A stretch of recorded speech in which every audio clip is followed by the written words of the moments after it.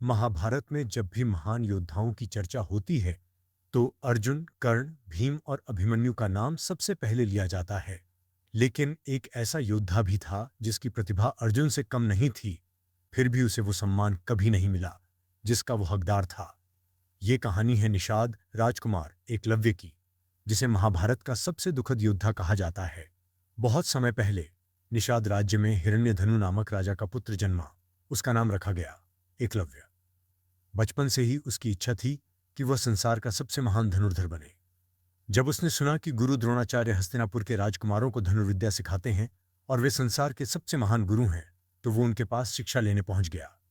एकलव्य ने विनम्रता से द्रोणाचार्य के चरण स्पर्श किए और कहा, गुरुदेव, मुझे अपना शिष्य बना लीजिए। मैं धनुर्विद्या सीखना चाहता हूं। लेकिन द्रोणाचार्य ने उसे शिक्षा देने से मना कर दिया। कुछ कथाओं के अनुसार इसका कारण यह था कि द्रोणाचार्य केवल हस्तिनापुर के राजकुमारों को शिक्षा देने के लिए नियुक्त थे। यह सुनकर एकलव्य का हृदय टूट गया। उसकी आंखों में आंसू आ गए, लेकिन उसने हार नहीं मानी। वो जंगल में चला गया और वहां मिट्टी से द्रोणाचार्य की एक प्रतिमा बनाई। उसने उसी प्रतिमा को अपना गुरु मान लिया। हर सुबह वो प्रतिमा के सामने प्रणाम करता और दिन रात अभ्यास करता। वर्ष बीतते गए। उसकी मेहनत, लगन और समर्पण ने उसे एक असाधारण धनुर्धर बना दिया। एक दिन गुरु द्रोणाचार्य, अर्जुन और अन्य राजकुमार जंगल में शिकार के लिए गए। उनके साथ एक कुत्ता भी था।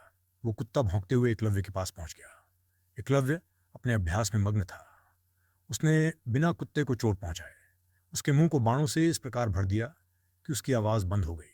जब द्रोणाचार्य और अर्जुन ने उस कुत्ते को देखा तो वे आश्चर्यचकित रह गए।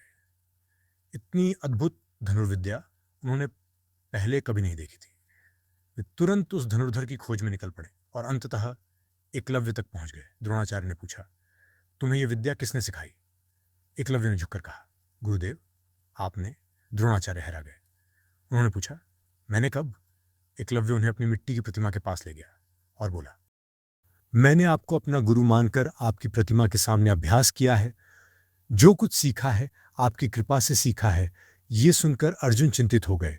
द्रोणाचार्य ने उन्हें वचन दिया था कि वे संसार के सबसे महान धनुर्धर बनेंगे, लेकिन यहां तो एकलव्य उनसे भी अधिक कुशल दिखाई दे रहा था।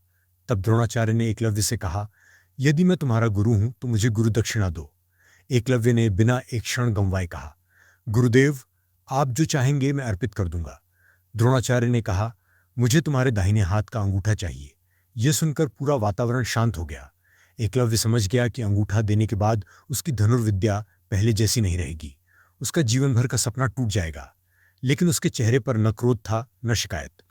उसने मुस्कुराते हुए अपना चाकू निकाला, अपना दाहिना अंगूठा काटा और गुरु द्रोणाचार्य के चरणों में रख दिया। द्रोणाचार्य और सभी राजकुमार उसकी गुरु भक्ति देखकर स्तब्ध रह गए।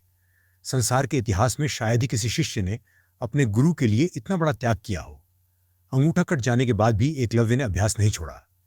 उसने शेष उंगलियों से धनुष चलाना सीखा और फिर से एक कुशल योद्धा बन गया।